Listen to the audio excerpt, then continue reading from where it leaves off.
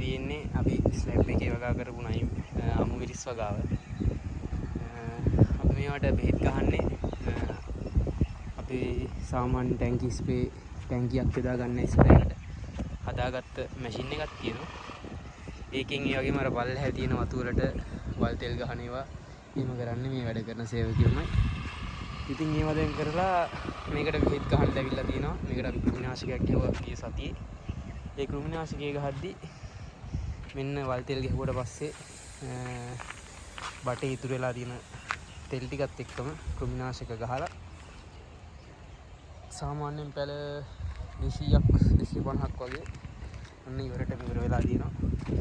සේවකයෝ එක්ක වැඩ කරද්දි පොඩ්ඩක් පරිස්සමෙන් කරන එක තමයි හොඳ.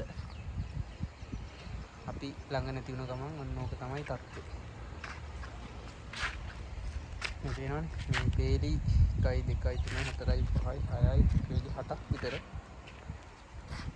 පෙළ මෙන්න මේ විදිහට මෙරලා යන ගමන් තියෙන්නේ දැන්.